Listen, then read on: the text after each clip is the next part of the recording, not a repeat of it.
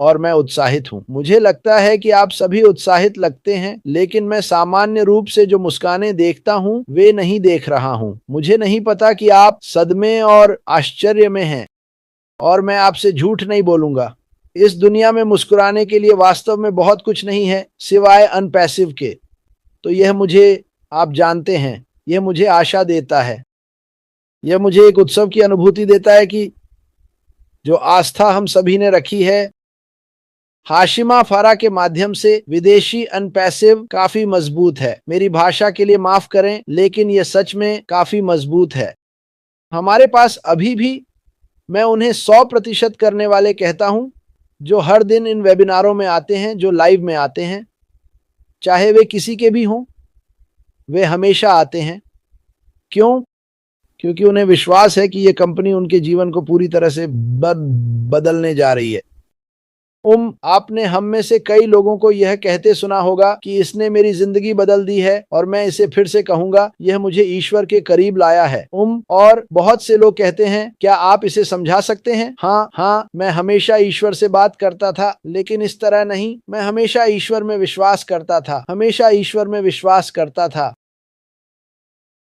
ये मुझे उनके करीब लाया क्योंकि मुझे विश्वास है कि उन्होंने मुझे ऐसे स्थान पर रखा है जहां मैं बहुत से लोगों की मदद कर सकूंगा। और यही वास्तव में मुझे लगता है कि ईश्वर यीशु की योजना थी, लोगों को नीचे लाना, हमें एक साथ लाना। उसने क्या कहा?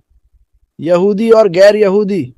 वह परफेक्ट लोगों की तलाश में नहीं था, वह कुछ पापियों के बीच आया। वह ऐसा ही था डॉक्टर। वह चाहता था कि लोग उसके पास आएं, क्योंकि वह उन्हें ठीक करना चाहता था, और उसे परवाह नहीं थी कि आप कौन हैं। आप जानते हैं, अगर आप इस पर विचार करें तो यह काफी अच्छा है। मुझे परवाह नहीं है कि आप इसमें विश्वास नहीं करते। यह एक बेहतरीन कहानी है, भले ही आप इसमें विश्वास न करें। यह 2000 साल से अधिक समय से चल रही है। ठीक है, एक पादरी यहाँ 5 साल से हैं, और फिर भी कहानी शुरू नहीं हुई है। हमारे पास एक यात्रा है, लेकिन कहानी अभी शुरू नहीं हुई है, और मैं एक के लिए, इस कहानी का हिस्सा बनने के लिए इंतजार नहीं कर सकता। पहले अध्याय में, आखिरी अध्याय में, बीच में, यह जानते हुए कि यहाँ यह व्यक्ति और आप सभी लोग जो वहाँ हैं, कुछ ऐसे का हिस्सा हैं जहाँ हम में से कोई भी वास्तव में नहीं होना चाहिए। एक आदमी ने कहा, आओ इस पर विचार करो, हम कौन हैं अनपैसिव के बिना। मेरा नाम क्रिस जॉनसन है। मैं एक सेवानिवृत्त ऑटो श्रमिक हूँ, और एक अच्छा दोस्त, एक अच्छा पिता, और एक अच्छा परिवार का सदस्य हूँ। मैं खुद को यह मानता हूँ, लेकिन अनपैसिव के बिना नहीं। और कुछ लोग हैं जो हमारे सभी नाम जानते हैं। ये बदलने वाला है। 20 साल बाद ये तस्वीर कहीं होगी जिसमें लिखा होगा कि ये अनपैसिव के संस्थापक थे। ये वे लोग हैं जिन्होंने विश्वास किया। और जो इस सज्जन ने पहले पूछा था, मैं कह रहा था कि ये वे लोग हैं जिन्होंने ईश्वर के अलावा उस समय कुछ भी विश्वास करने के लिए पर्याप्त आस्था रखी। इसलिए मैं अभी दुनिया के लिए प्रार्थना करता हूं। मैं जीवन का समर्थन करता हूं, चाहे आप कहीं भी हों। मैं नफरत का समर्थन नहीं करता, मैं नकारात्मकता का समर्थन नहीं करता, लेकिन अनपैसिव ने मेरे जीवन से सभी नकारात्मकता को निकाल दिया। मैं कभी कभी कुछ चीजों का सामना करता हूं जिन्हें मुझे दांत से काटना पड़ता है।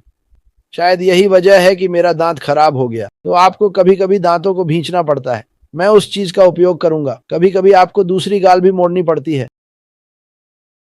यह करना आसान नहीं है। मुझे परवाह नहीं है कि आप कौन हैं।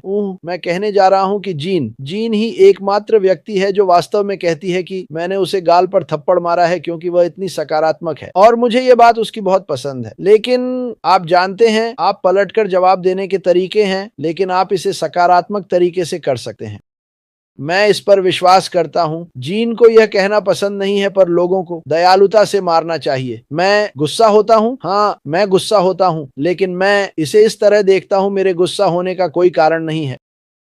मेरी जिंदगी में जो कुछ भी होता है, अच्छा या बुरा, मुझे गुस्सा होने का कोई कारण नहीं है। गुस्सा होने का कोई कारण नहीं है। जब मैं अनपैसिव में आया तो मुझे थोड़ा समय लगा, लेकिन मैंने ये इसलिए पता लगाया क्योंकि मैंने दुनिया भर में हजारों और हजारों लोगों से बात की जो शायद अपनी स्थिति या अपने देश के हिस्से में हो रही घटनाओं के लिए गुस्सा होने का अधिकार रखते थे। और मैं हर एक दिन उन लोगों के लिए प्रार्थना करता हूँ। हाँ, केसी का एवानबर्ग, आप निश्चित रूप से एवानबर्गेन हैं। आपकी बहुत याद आएगी। जीवन का एक हिस्सा फिर से। वह कहीं न कहीं शायद मुझे देख रहा होगा और शायद मुझ पर हंस रहा होगा, मुझे हर तरह के मजेदार नामों से बुला रहा होगा, क्योंकि वह हर दिन यही करता था और यह काफी अच्छा है। तो लेकिन मैं गर्वित हूँ।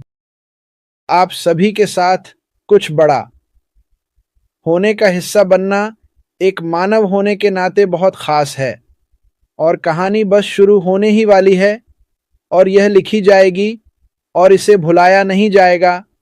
इसे हर जगह साझा किया जाएगा और दुनिया भर के लोग कंपनी का नाम, आपके नाम और जो हम करने जा रहे हैं उसे जानेंगे।